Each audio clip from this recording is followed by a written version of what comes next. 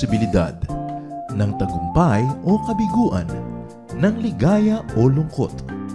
Kaya marapat lamang na tanggapin si Jesus bilang tagapagligtas at Panginoon. At matapos yun ay panariwain ang katapatan at paglapit sa Kanya bawat araw o day by day. Ang day by day ay naglalayong umalalay sa pang-araw-araw na pamumuhay. Narito po si Kuya Ed Lapis sa mensaheng pinamagatang How to Live in Freedom.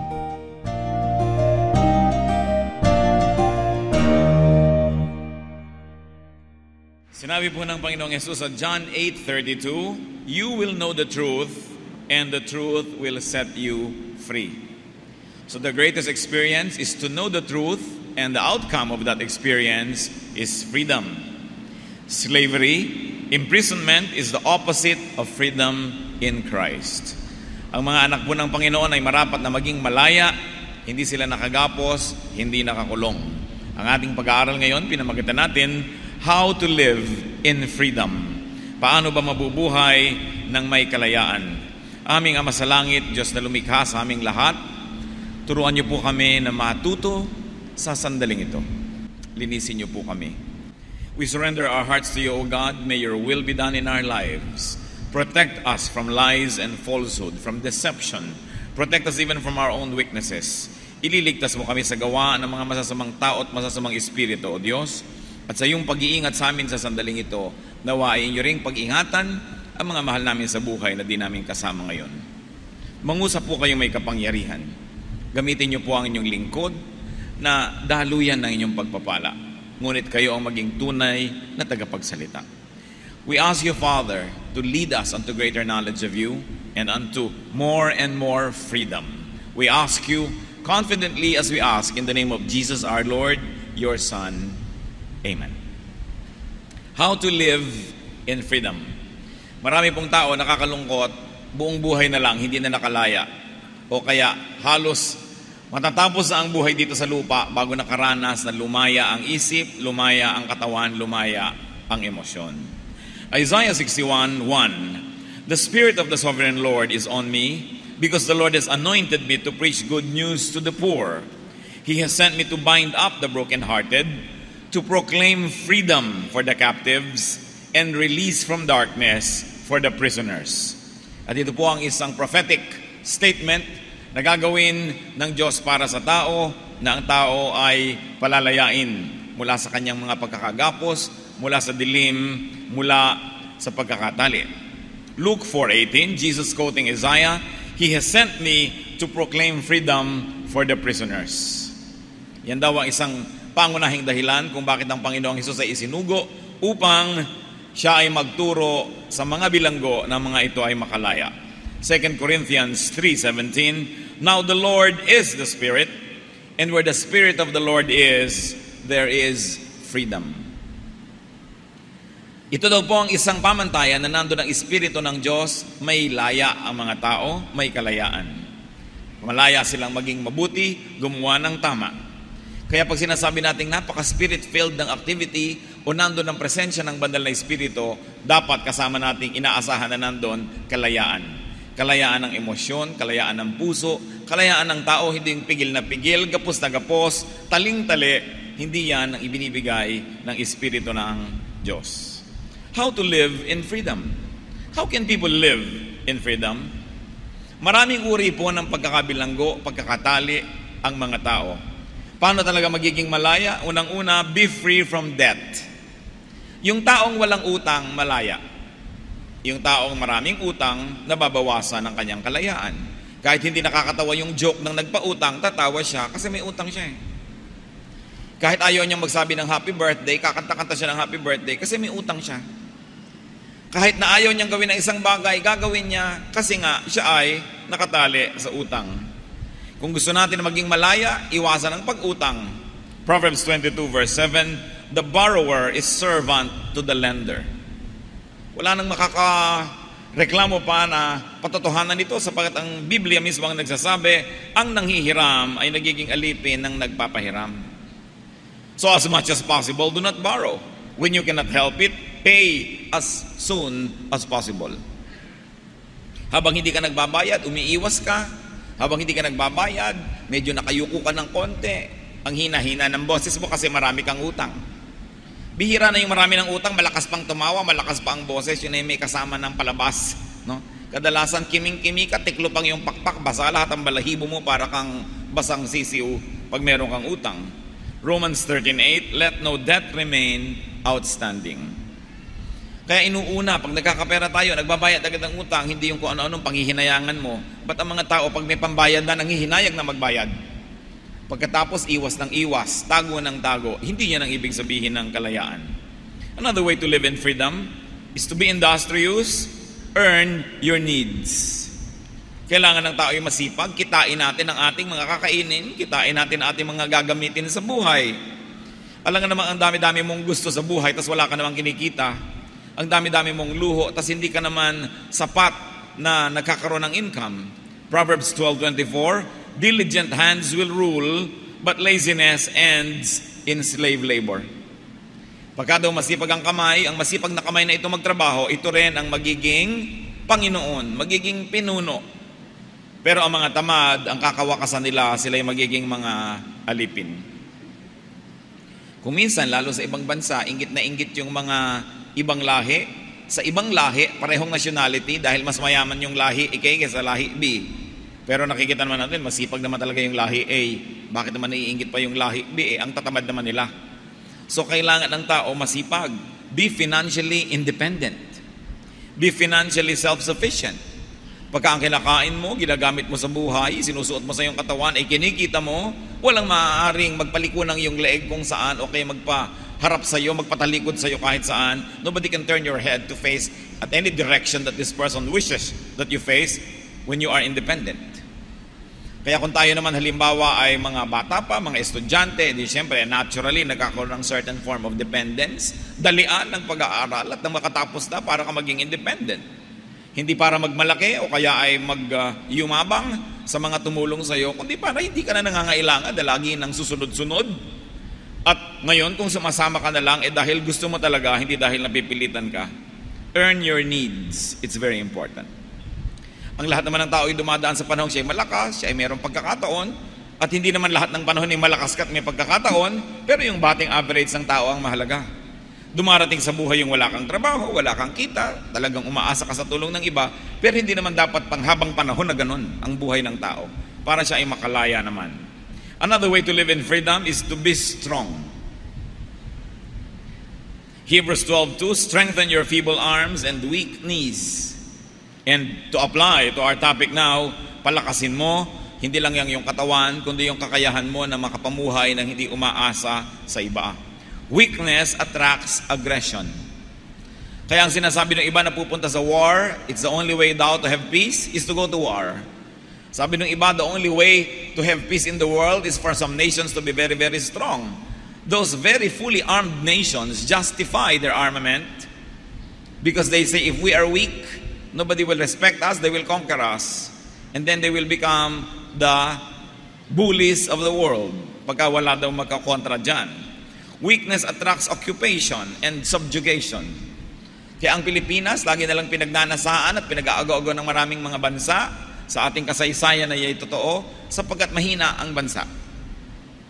Watak-watak, gulo-gulo, kanya-kanya, napakadaling sakupin.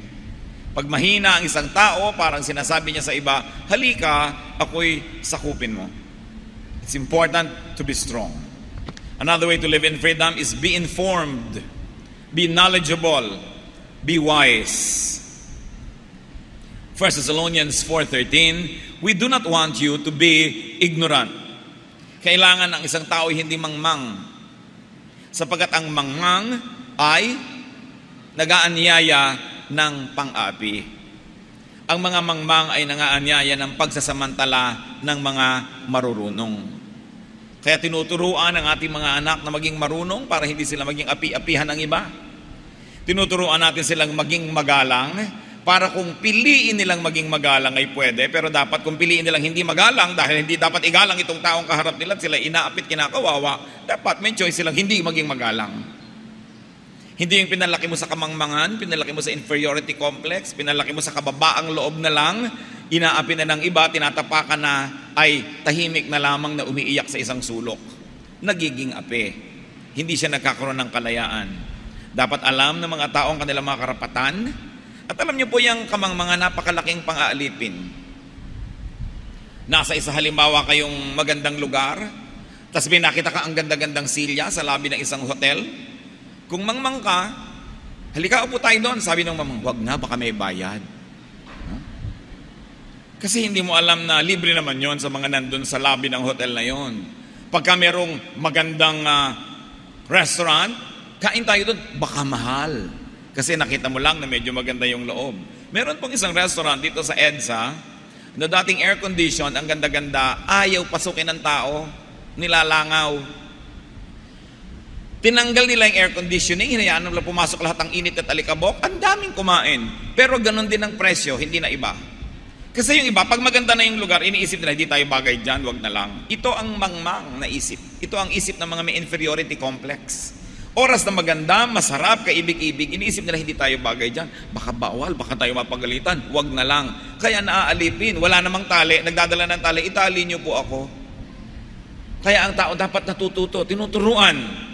Napakalaking magpalimit o magpaliit ng mundo ng isang tao yung kamangmangan. Dahil hindi niya alam, natatakot siya, will play safe, will recede to a very small shadow where he feels comfortable. Ang trabaho pa naman ng salita ng Diyos, tanggalin ang kamangmangan ng tao at turuan siya na siya ay may dangal, siya ay nilikha sa imahe ng Diyos. Kawangi siya ng Diyos, hindi siya dapat na ganun-ganun lang na parang hanip. Matthew 10:16, sabi ng Panginoon sa kanyang mga disciples, I am sending you out like sheep among wolves. Therefore, be as shrewd as snakes and as innocent as doves. So, kailangan marunong ka, as wise as a serpent. At yan ay tinuturo ng Panginoon sa kanyang mismong mga tagasunod. Kailangan ng tao ay maalam. Bakit? Because ignorance attracts abuse. Nakikita nyo ang mga empleyadong hindi alam ang kanilang mga karapatan, naaabuso. Nakikita nyo ang mga kababaihan na hindi alam ang kanilang mga karapatan, naaabuso. Ganon din ang mga bata. Lahat ng mga merong tinataglay na kahinaan sa lipunan, dapat alam nila. They should be informed. Another way to live in freedom is to be discerning concerning religion, concerning religious restrictions. Napakarami pong ibinagbabawal ng mga relihiyon, iba't ibang anyo, pangalan, brand ng relihiyon, pero pare-pareho yan na napakaraming ibinagbabawal. Kaya ang pinakamalaking nagtatanggal ng laya ng tao sa mundo, bukod sa batas ng gobyerno, ang mga kaugalian at itinuturo ng relihiyon. So be discerning concerning religious subscription. Be discerning in religious followership. Kasi hindi lahat ng ipinagbabawal ng relihiyon ay ipinagbabawal nga ng Diyos. Be discerning in your religious involvement and membership. Bakit? Because even scriptural teaching is seldom just a point, it can be a line or a phrase. Ano mo ating tinutukoy? Pag kayo ay sobrang nahumaling sa isang religious thought, isang religious group, isang religious philosophy or doctrine, ang ituturo nila ang katotohanan, isa lang tuldok. Ito ang katotohanan. Sa labas nito, mali na lahat. Kaya dapat nandun ka sa katotohanan na yon. Pero ayon po sa ating napakatagal ng pag-aaral ng Biblia at pag-observe sa napakaraming nag-aaral din at sumusunod din, kadalasan ang katotohanan ay hindi lang isang tuldok. Kung minsan ay 3 sunod-sunod na tuldok, kahit alang napili mo dun sa 3, tama ka. Kung minsan ay 4, 5 tuldok, marami, mahaba-haba, 15 tuldok. Pare-pareho pala na tama lang, iba-iba lang ng pananaw at iba-iba ng hilig ka na sundan, pero hindi ka naman lumabas sa Biblia kahit sumunod ka ron. A case in point, sa baptism na lang. Kung gusto nyo talaga ng immersion, napakaraming verses na malinaw na immersion. Pero yung mga naniniwala sa sprinkling, hindi rin sila mauubusan ng verse na magpapatunay na pwede yon. Yung naniniwala sa pouring, hindi sila mauubusan ng verse na nagpapatunay. So anong conclusion? Hindi lang isang form. Ang mahalaga yung espiritu mo, naintindihan mong kahulugan nun, at kung anong form yung bagay sa'yo, yung kaya mo sa pagkakataon at limitasyon ng iyong katotohanan sa sandaling iyon, edi yun ang iyong gawin. Ngayon, to play safe, at kaya mo naman, meron naman maraming tubig, di ilubog mo ng buong katawan mo para wala nang kulang. Total, mababasa ka na rin lang. No? Pero hindi mo naman dapat lait-laitin yung nawisik-wisikan lamang. No? Dahil meron ding verse na pinanghahawakan yan. Yung mga, ang gusto ganito lang ang ugali ng mga babae at kilo sa church, may verse na hahawakan yan. Meron namang nasabing, mas maraming pwedeng gawin ng mga babae sa church, may verse ding hahawakan. Bakit mo ngayon pagsasabungin ng mga verses? Pareho lang naman na meron. Sasabihin mo, parehong pwedeng gawin kasi parehong may reference. Ngayon, paano tayo pipili kung alin ang gagawin? Di ko ano yung mas mabuti sa atin, mas mainam, mas bagay, mas hiyang, di yun ang sundin natin. Total, parehong may verse din. And this is what we mean, freedom. Hindi ka masyadong limitado. Maraming mga tao naglalakad sa kalye, doon lang tumutungtong sa puting guhit sa gitna. Ang lapad-lapad ng kalsada, doon lamang sila sa puting guhit dumadaan. Bakit? Kasi yun lang ang sinasabi ng religious group nila na pwede, lahat hindi na pwede. Ang liit-liit tuloy ng mga mundo nila. It is mostly a business of interpretation, application, and emphasis. You know, religious groups have to sell. They have to appeal to certain types of people. So they have to have a very specific specialty that they would like to say, this is what makes us different. This is the reason why you should go to us and not to the others. But this is not the age of information, the age of reason, the age of knowledge. Hindi na nasosolo ng mga nagseseminaryo ang karunungan. Buksan mo lang ang computer, makukuha mo na lahat ng mga karunungan. Ang mga binabasa din nila ay mababasa mo rin. Ang maraming paliwanag ay makikita mo rin. Dapat ang tao nagsasaliksik. Sinasabi mo rin, bakit ba ipinagbabawal ng aming church ito? Talaga bang ito'y dapat ipagbawal o nakaugalian na lang? Parang yung isang babae na tuwing nagbe-bake siya ng pata, binabali niya yung buto. Ang hirap baliin ng buto ng pata. Bali siya ng bali. Minsan may nagtanong sa kanya, bakit mo ba binabali yung pata? Ang hirap-hirap baliin yan. Sabi niya, alam mo, lumaki kasi ako, yung nanay ko, binabali niya yan pagka nagbe-bake siya. Bakit binabali ng nanay mo? Di ko alam. Talagang binabali lang niya, so sinusundan ko na lang yung nakagawian. Salamat na lang at buhay pa yung nanay. Natanong-tanong, bakit niyo po binabali ang buto ng pata na inyong ibinibake? Sabi, kasi ang liit-liit ng oven namin. Yun naman pala yung dahilan. Itong anak, ang laki-laki na ng oven, binabali pa rin yung pata kasi sumusunod lang siya sa kaugalian. Hindi naman pala kailangan sundan yun. Kahit sa mga Kristiyano, mga kapatid, ang daming kaugalian ng church na gusto mong tanongin, bakit ba ganun, bakit ba ganyan? Hindi kasalanan sa Diyos magtanong. Sa pagsasabi nga ng Diyos, come, let us reason together. Alam niyo yung mga marurunong, hindi natatakot matanong. Ang natatakot matanong, yung wala maisagot. Kaya mga matatanda na walang maisagot, nagtanong ang bata, paano po ganyan, bakit yan? Paglaki mo, malalaman mo rin. Yun ang sagot. Kasi hindi nila masagot no? O kaya tanong ka ng tanong, alis dyan. Kasi natatakot silang mabunyag na hindi nila kaya sagutin.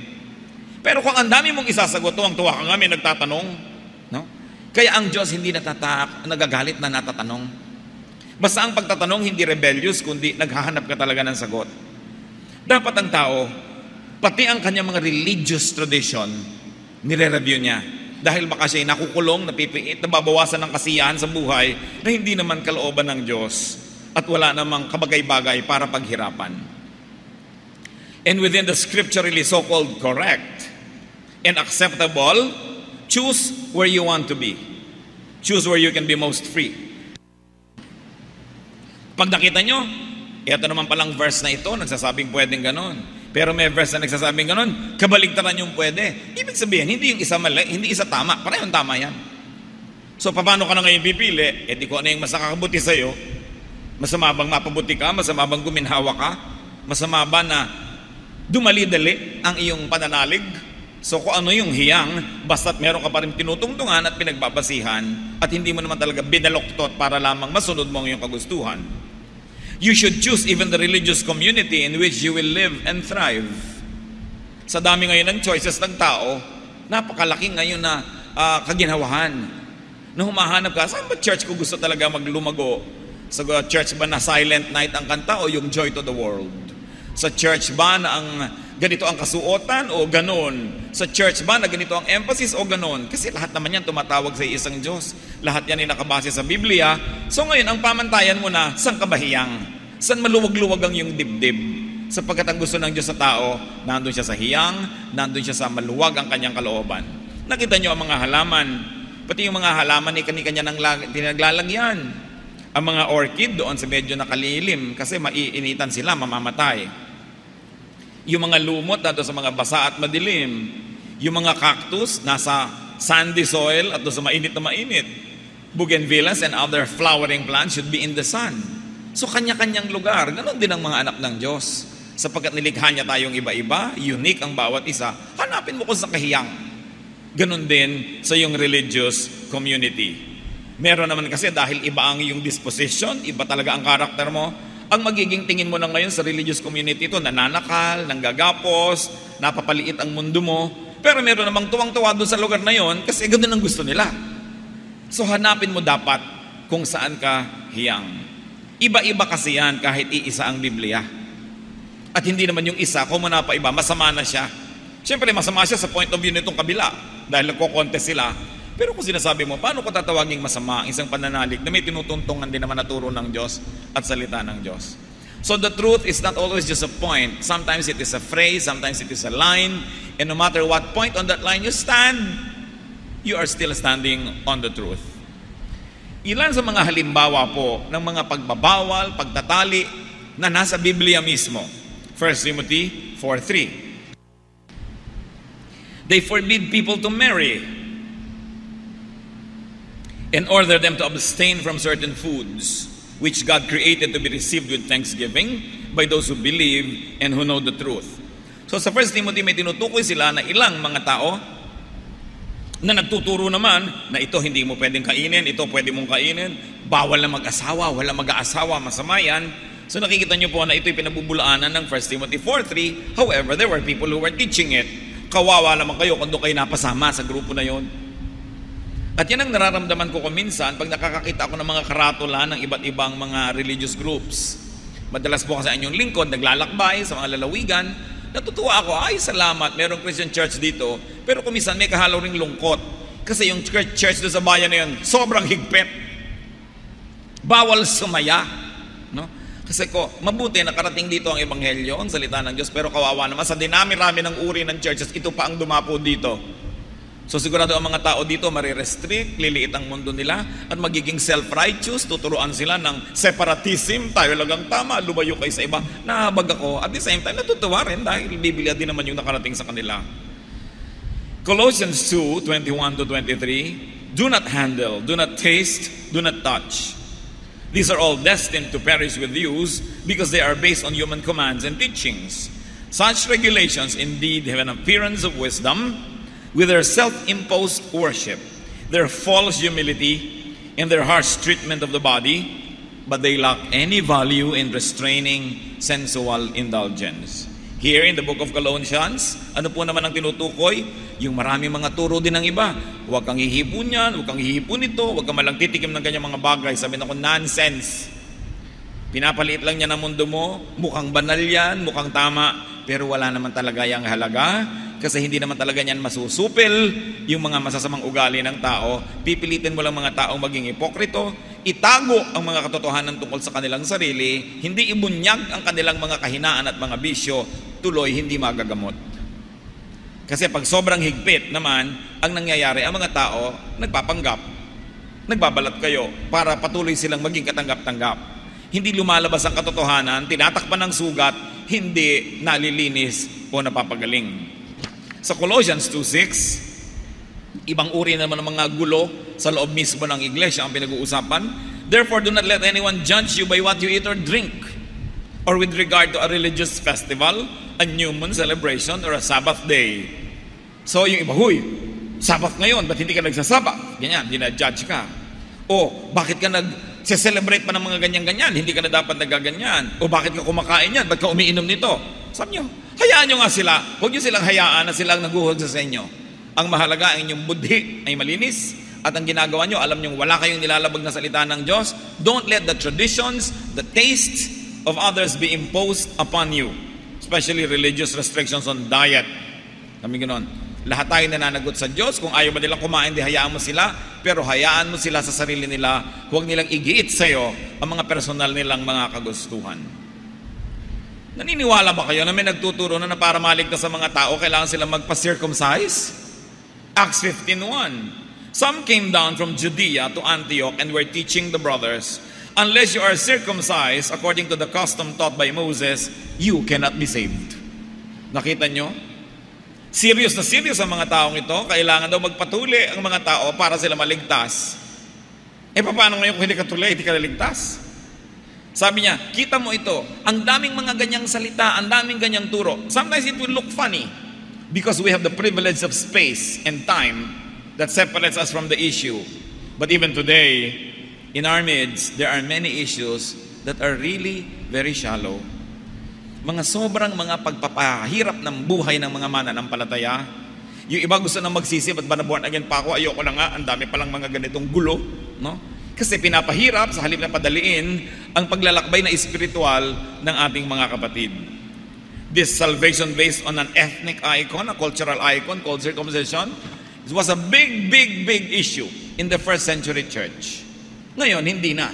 But it used to be a very big issue. Galatians 2:4, this matter arose because some false brothers have infiltrated our ranks to spy on the freedom we have in Christ Jesus and to make us slaves. Marami daw mga huwad ng mga kapatiran ang nagbabalat kayo na sila ay mga anak ng Diyos, subalit ang misyon nila, hilahin muli ang tao sa paghihirap. Bigyan sila muli ng mga gapos at mga tali, pahirapan ang kanilang spiritual life sa pamamagitan ng napakaraming mga bawal at napakaraming mga batas. Misguided and engineered religion can repress, suppress, and oppress people. In fact, next to naked oppression, siguro ang pinakamalala na is religious oppression that is not easily discernible because it puts on the face of spirituality. Pero napakarami mga tao, they do not reach their fullest potentials dahil lagi na lang silang binrainwash na mag-sacrifice na lang lagi. Maraming mga tao na hindi nila nalasap ang magagandang inilaan ng Diyos sa bawat nilalang dahil wala nang iginiit sa kanilang isip ang relihiyon kundi magtiis, magtiis, magtiis, magtiis. Kaya nga ganoon na lang ang tiniis ng Panginoong Jesus para mabawasan ng malaki ang titiisin ng tao. Sabi niya, I came that you might have life and have it abundantly. Have it to the full. Ang kalooban ng Diyos, ang tao ay magkaroon ng buhay na masagana, masaya, kaibig-ibig, maluwag, kapakipakinabang, at kanais-nais. Hindi tayo nilikha ng Diyos para tayo pahirapan.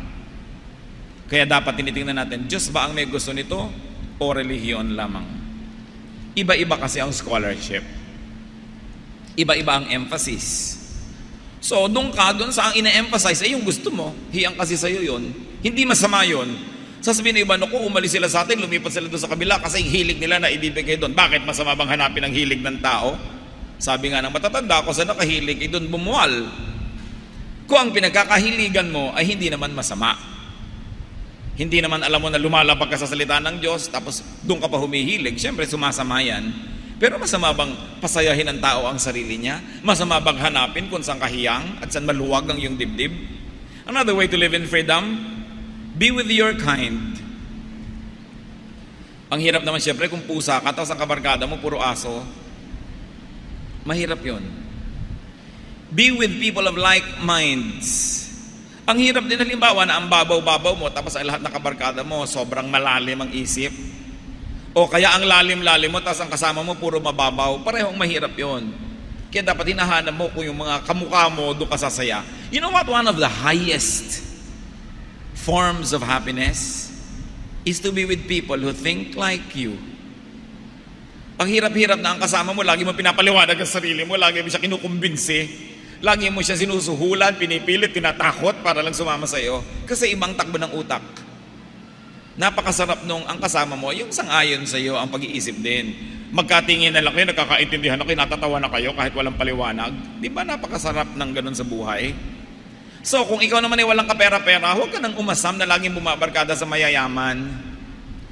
Tuwing kainan, lagi ka na lang nagpapanggap na busog. Palibas at wala kang gagastahin. Di sumama ka sa mga kapwa natin gutom para kahit konti lang ang pera mo, mukha ka ng mayaman. Dapat kinikilala mo kung saan ka ba dapat nakikibarkada para ka rin masaya. Proverbs 22 verse 7, the rich rule over the poor. So, nagso-social climbing ka, ano mangyayari? Magiging chimay ka ng mayayaman. Natural. Nagso-social climb ka eh. Lagi ka na lang nakikiramdam, kakaba-kaba. Do you want to spend your life that way? Find the birds of your feather and with them you flock together para ka masaya sa buhay. If you cannot afford it, do not hang out with the rich. You will end up becoming a servant. Really, whether you like it or not, you will end up becoming their servant. Do not hang out with chauvinists.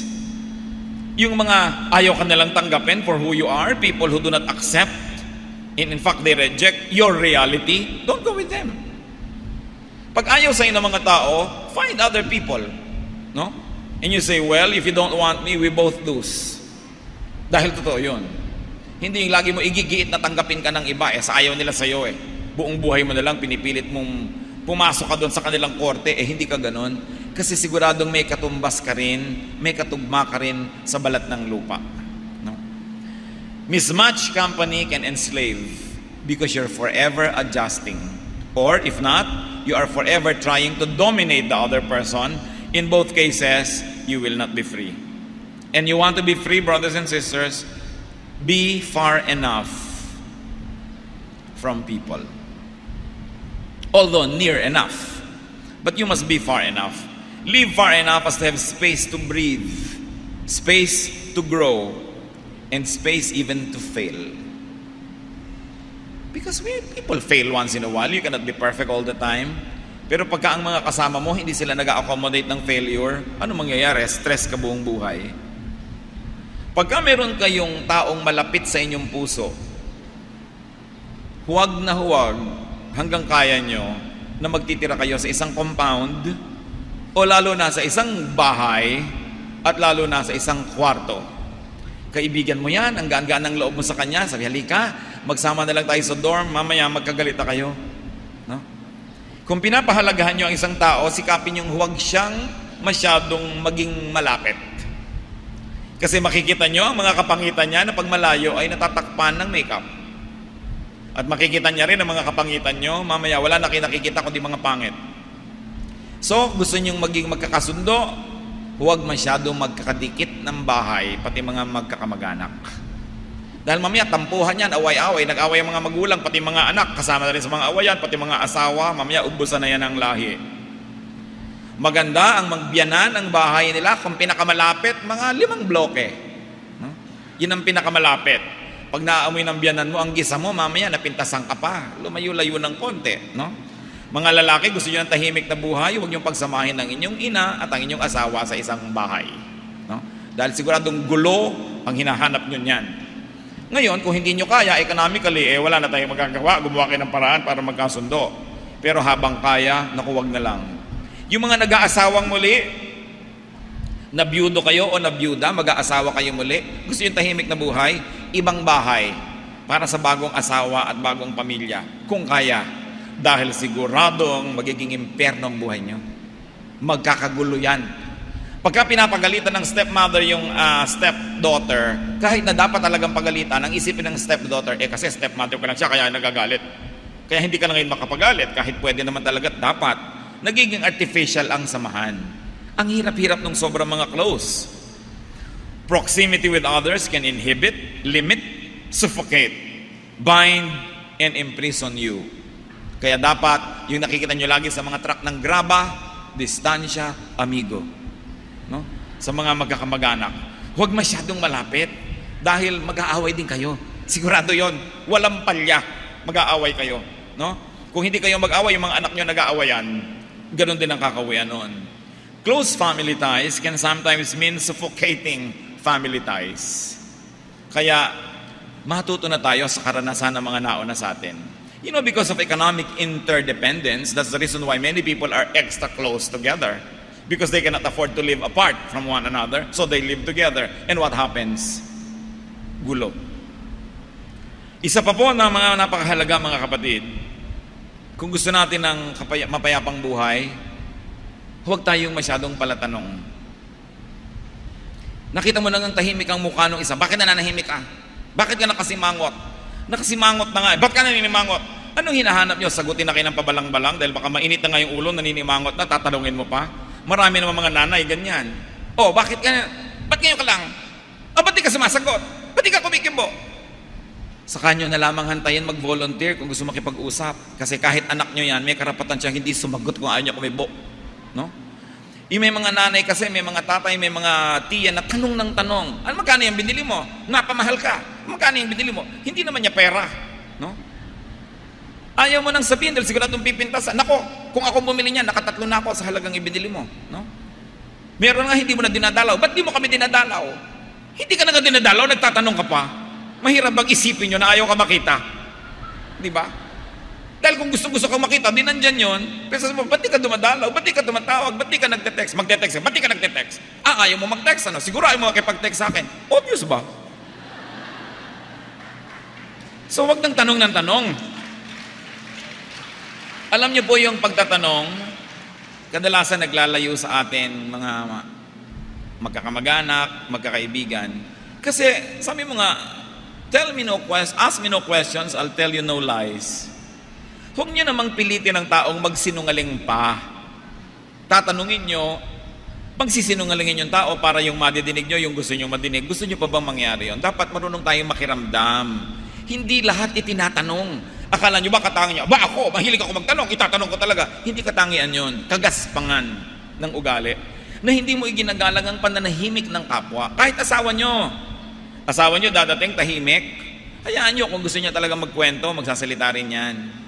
No, wag, huy, daddy, bakit tahimik ko? Huy. Mamaya nahataw ka na ng tubo tuloy, kahuhuy-huy mo dyan eh. Hayaan nyo lang siya kasi mamaya, pag ready na siya, magsasalita rin. Be far enough because it gives people freedom. Remember, pag pinag-uusapan po natin ng laya, hindi lang laya natin, laya din ang kapwa natin. Kailangan pinapalaya din natin sila. Hindi lang tayo yung nag-iisip na malaya tayo. Pinapalaya din natin sila from our needless interference, from our needless presence. People need space. Kahit mo anak yan, kahit mo kapatid yan, kahit mo magulang yan, kailangan niya kumisa mapag-isa. Hayaan mo lang. Hindi na tuloy yung iba tuloy. Dahil punong-puno na, ang ginagawa na lang, biglang nag-aal sa balutan, lumalayas. Kasi hindi nakakakita ng compromise. Wala nang makitang solusyon, lalayasan ka na lamang. At alam niyo po, yung mga OFW, hindi lahat ng nag-OFW, nagtatrabaho sa ibang bansa, dahil sa pera. Meron din gustong-gustong makalaya sa pamilya. Sakal na sakal. Hindi na magawa ang ibig, ang tanging solusyon, manirahan sa ibayong dagat. Another way to live in freedom is to control, to limit, and to minimize your desires. 2 Peter 2:19, a man is a slave to whatever has mastered him. At ang isang tao na sobrang maraming hinahangad, maraming gusto, yan ay isang tao na magiging alipin. Sapagkat kumisay magpapaalipin siya, maabot lang ang kanya ninanais. Desire can compromise autonomy. It can compromise self-sufficiency, therefore freedom.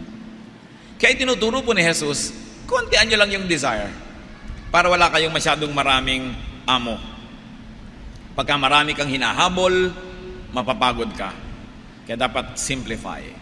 1 Peter 2:16, but he was rebuked for his wrongdoing by a donkey, a beast without speech, who spoke with a man's voice and restrained the prophet's madness. Pinag-uusapan dito, si Balaam. Pinag-uusapan dito, si Balak. Pinag-uusapan dito, donkey. Mga karakter ng isang kwento na sobrang kakaiba. Ang propeta, sinusuhulan ng isang hari na sumpain ng Israel dahil natatakot siya, sobrang lakas na ng Israel, baka magyera sila, matalo siya. At yung propeta naman, dahil nasuhulan, susumpain nga niya ang Israel, ipinigil na siya ng Diyos. Kaya sumakay siya sa kanyang donkey, at nung hindi na siya mapigil, yung donkey na nakipag-usap sa kanya, bakit na kasi ito, tuloy ka pa? Nakita mo na nga na pinagbabawalan ka. Sinita na siya ng donkey na ito, nakipagtalo sa kanya, dahil hindi na siya makapangatwiran. So there was a prophetic and a religious madness, and a beast had to correct the prophet. Dahil mayroong ginugusto. Yung ginugusto natin, pinipili, pinakokonte, at nang sa ganon ay hindi tayo sobrang naaalipin. Galatians 5:1, it is for freedom that Christ has set us free. Stand firm then and do not let yourselves be burdened again by a yoke of slavery. Ang pinag-uusapan po dito, yung religious slavery ng mga Israelites under the traditions of their fathers. Sabi, dumating na nga si Kristo, Pinalaya na tayo sa maraming gapos na mga ninuno natin. Ngayon ba, hahanapin niyo uli ang mga tali na ito para kayo'y maging alipin muli at mabawasan na naman yung mga kalayaan? So ang tinuturo is really freedom in Christ, not licentiousness. Hindi gawin ang lahat ng gusto at balang maisipan, kundi bawasan ang mga dinadala na hindi naman hinihingi ng Diyos. You really want to be free? Travel light. Naranasan nyo na ba na kayo ay nagbiyahe? Napagod ang mga braso nyo sa pagpapanggap na yung inyong hand carry or carry-on luggage ay magaan para lang hindi kayo bawalan ng airline personnel. Pero sa angkasim bigat ng Paracale Mines, ang mga dala nyong corned beef, no? At mga kung ano-anong mga delata at mga shampoo para lang makapagpasalubong kayo sa buong barangay, talagang kubang-kuba ka na sa carry-on luggage mo. Umakyat manaog ka ng mga hagdan, tumawid ka ng kehahabag mga lakaran, sumampa ka ng mga eroplanong dala mo yung kebigat-bigat. Ang hirap gawin. Pero ginagawa natin dahil mapagmahal ang mga Pilipino sa kanilang mga kamag-anak. Alam nyo, kung hindi lang natin paghahanapan ng pasalubong ang mga nagbabalik bayan, dadalas ang kanilang mga uwi. Hindi naman mahal ang pamasahe sa eroplano, kaya nila. Alam nyo kung ano ang nagpapahirap sa kanila? Yung pasalubong.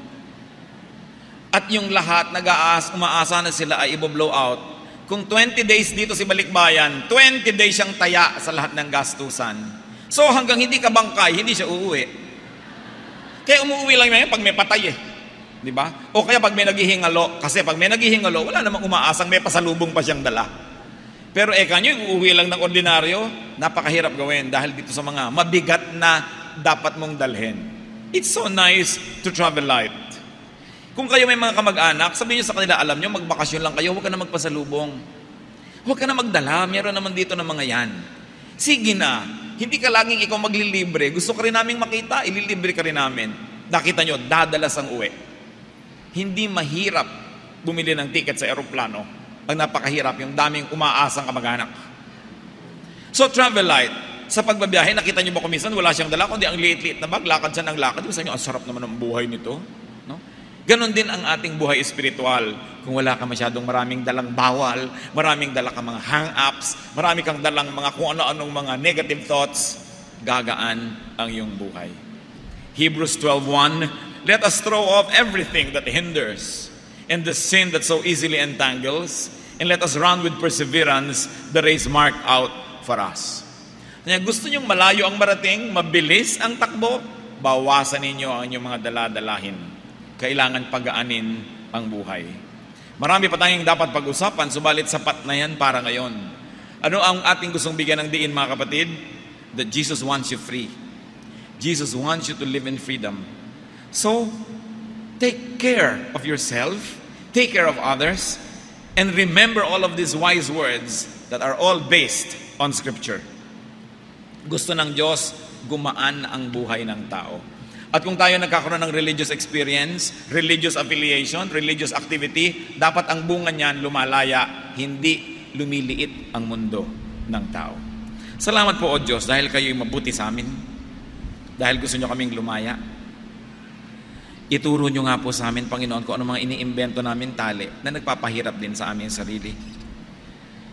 Yung antaas-taas ng aming mga pride na pati gusto namin kausapin, hindi namin makausap dahil sa pride namin, nakukulong tuloy kami. Yung ignorance, yung sobrang mahiyain, wala nang magawa sa buhay dahil lagi na lang nahihiya, wala nang makain, wala nang mapuntahan, wala nang maranasan dahil laging nahihiya. At ipaalala nyo rin po sa amin, Panginoon, na isang napakalaking tali, yung tampurista. Tampo ng tampo, napakaraming hindi kinakausap, napakaraming nilalayuan, napakaraming iniiwasan, at napakaraming tuloy pagpapalang hindi natatanggap dahil tampo ng tampo. Ituro nyo sa amin, Panginoon, na matuto kaming makibagay maging sa aming mga kamag-anak, maging doon sa mga matatawag na mas bata sa amin, o kaya meron kaming otoridad. Ituro mo, Panginoon, na huwag silang maging mailap sa amin. Turuan mo kami nung asal na hindi nakakainis, hindi nakakasawa, hindi nakakapagod kasama, para kami samaan. Ipamukha mo sa amin ang tunay na kalagayan ng aming mga ugali, na tuloy ay bumabara sa napakaraming pagpapala na dapat ay dinaranas namin. Ipakita mo rin yung mga kabulagan namin, kakitiran ng isip, pagiging sobrang mapilit ng mga gusto namin, matigas ang ulo, kaya tuloy wala nang natutuwa sa amin. At kami tuloy ay nalalayo, nakukulong at napupuwera sa kanilang mga mundo. Ipakita mo rin, Panginoon, yung mga religious traditions na hindi naman kailangan pagdusahan dahil hindi nyo naman hinihingi. Teach us so that we can maximize the blessings, the enjoyment, the productivity in life that you all want us to experience. You want all of us to experience this, O God. Teach us. Magbulay-bulay tayo sa katahimikan, mga kapatid. Isipin natin, sino ba ang gumagapo sa atin? Ano? Palayain ang ating mga sarili mula sa mga ibang tao na gumagapo sa atin. Walang apo ang Diyos, lahat ay anak ng Diyos. So kahit ang mga tao may otoridad, hindi sila Diyos. Hindi sila dapat payagan na paliitin ang ating mundo, ikulong tayo, kawawain, apihin. We have a life to live. And that life, we report to God. So kailangan na palayain natin. Gagawa kayo ng paraan para kayo makalaya. Kung kayo ay sinisikil, tinatali, iginagapos ng kapwa, tao lamang, kahit sino pa siya, tao lang tayo pare-pareho. At tayo lahat ay anak ng Diyos. Kailangan ng tao ay malaya. At pag-aralan din natin, mga kapatid, baka naman kayo ang nanggagapos sa iba. Baka kung matanda lang kayo ng ilang paligo sa kapatid nyo, sobra nyo ng kawawain, apihin. No? Baka naman kung kayo ang nagbibigay ng pera, kayo na lang lagi ang nasusunod. Baka naman tayo na ang nagkukulong sa ating kapwa. It is not the work of God, therefore it should not be our work. Siyasatin mo kami, Panginoon. Una, kung kami biktima na hindi kami malaya dahil sa iba, ituro mo sa bawat isa kung paano palalayain ang sarili sa tulong nyo. Alisin mo, Panginoon, sa amin at kami man ay gagawa ng paraan mawala yung inferiority complex, yung pagigibahiyain, hindi makakibo, hindi masabi ang gusto, lagi nilang sunod-sunuran sa gusto ng iba. Teach us to be free, O God. Not licentious, not rebellious, not unruly, but free in accordance with your will. Pero ang mas mahalaga, Panginoon, hinihiling namin, ipakita mo sa amin ngayon kung may mga tao kaming ikinukulong o itinatali, kinakawawa, dinodomina. Should not be our work. Our work should be to help, to encourage, because we are not gods. Magbulay-bulay tayo, mga kapatid. Ano ba ang kailangan natin mula sa Diyos ngayon? Tayo ituwid o tayo palayain mula sa mga liko na mga asal na mga tao sa ating paligid? Alin man yan, no place is too hard for God to reach. No situation impossible for Him to correct if we are willing to let Him into our lives. Life must be enjoyed not only by you but also by people around you. There is enough space in the whole creation for everybody. God is God of infinite possibilities. Turuan mo kami, Panginoon, baka naman kami nang dodomina ng kapwa.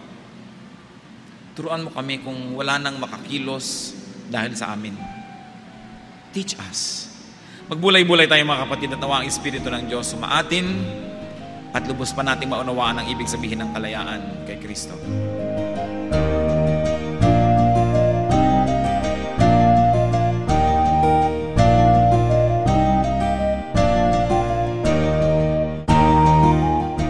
Ang katatapos pong mensahe ni Kuya Ed Lapiz ay pinamagatang How to Live in Freedom.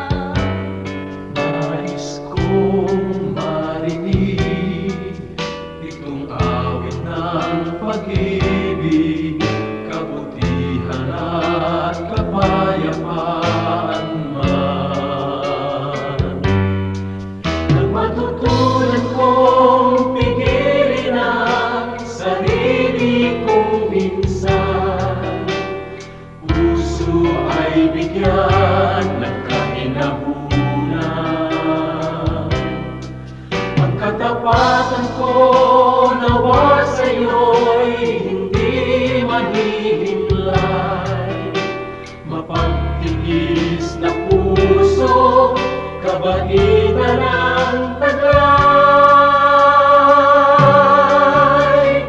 Bunga ng Espiritu, mayroon ka ba sa buhay mo? Ang kinakailangan na ipakita ng Kristiyanong tunay. Bunga ng Espiritu, kung wala sa buhay mo, kay Jesus tanggapin mo. Bunga ng Espiritu.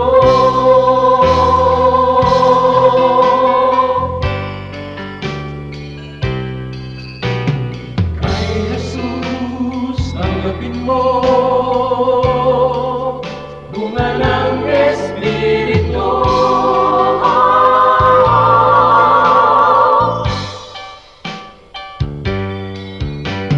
Bunga ng Espiritu, mayroon ka ba sa buhay mo?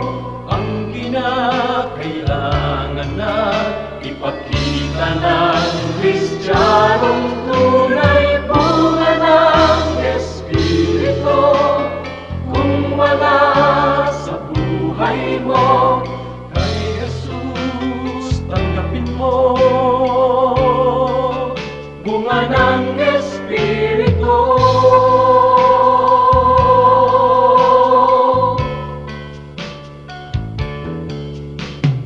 Kay Jesus tanggapin mo. Bunga ng Espiritu.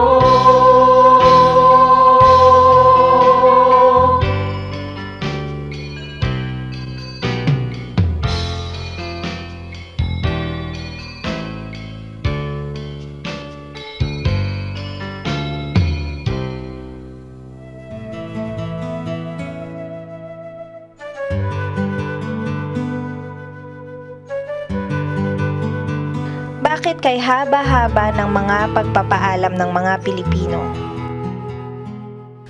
Kasi nga pa tayo mapagmahal, kaya ayaw natin tinatapos ang mga mabubuting bagay, lalo yung pakikipagmabutihan at pakikipagkapwa. Kaya may goodbye na sa taas ng bahay, may goodbye pa daw sa may hagdan, hanggang baba, at pwede ka pang ihatid hanggang bus stop o sa parking lot. Because we don't want to end a good thing. Natural sa atin yan. We are a very spiritual people and therefore timeless. Ayaw natin na merong very marked endings, especially ending a good thing.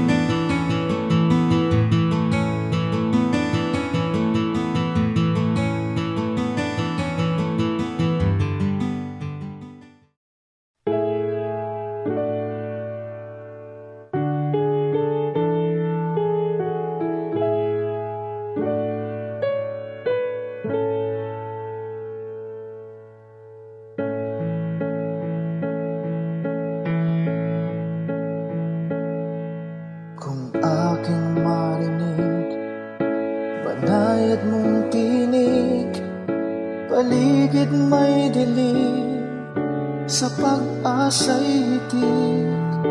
At kung sa panahon man ng kasiyahan, walang pagkalimot, dalay pasalamat.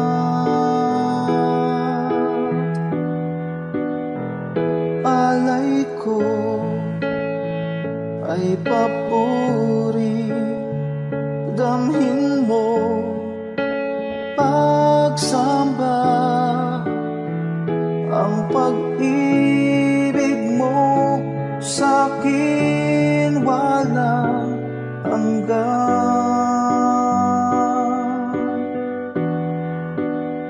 Sa iyo kabutihan, buhay ay nakamtan. Pupurihin ka magpakailan pa man, aking Diyos.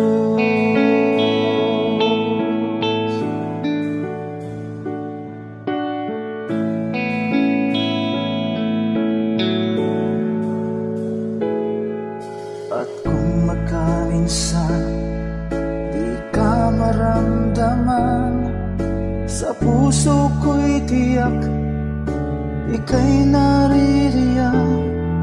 Kahit sa dulo man itong aking buhay, ika'y aking lakas, hindi mangangamba.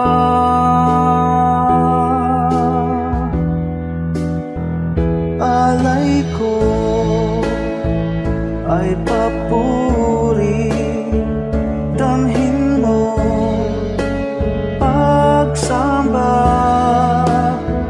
ang pag-ibig mo sa'kin walang hanggan.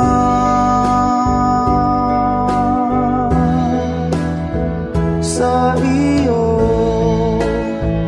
kabutihan, buhayan, nakamtan, pupurihin ka magpakailan pa man,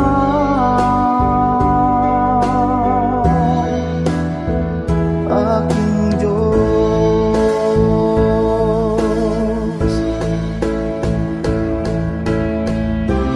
Bawat yugto sa aking buhay,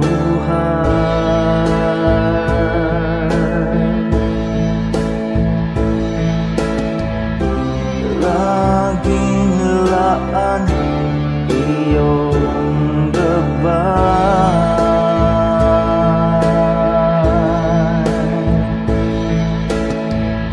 Sa piling mo may tagumpay.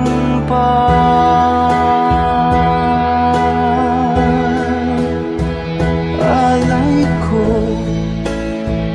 ay papuri, damhin mo pagsamba, ang pag-ibig mo sa'kin walang hanggan.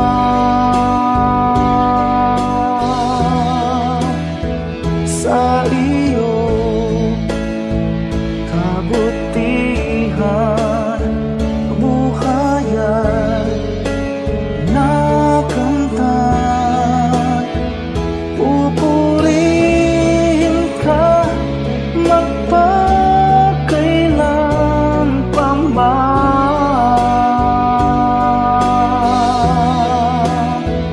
Alay ko ay papuri, damhin mo pagsamba, ang pag-ibig mo sa'kin walang hanggan.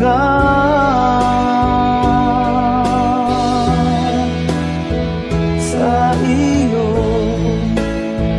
kabutihan, buhayan, nakamtan, pupurihin ka magpakailan pa man,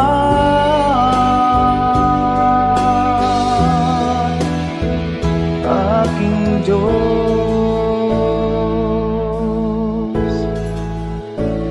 aking Diyos,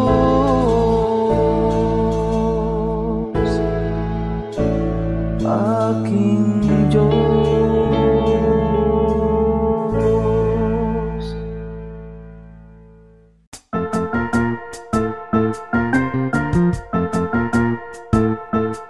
Oras na po para pansamantalang magpaalam ang programang Day by Day. Tayo po'y magsama-sama tuwing ika-6 hanggang ika-7 ng umaga, araw-araw. Magandang umaga po at mabuhay ang Panginoong Hesus!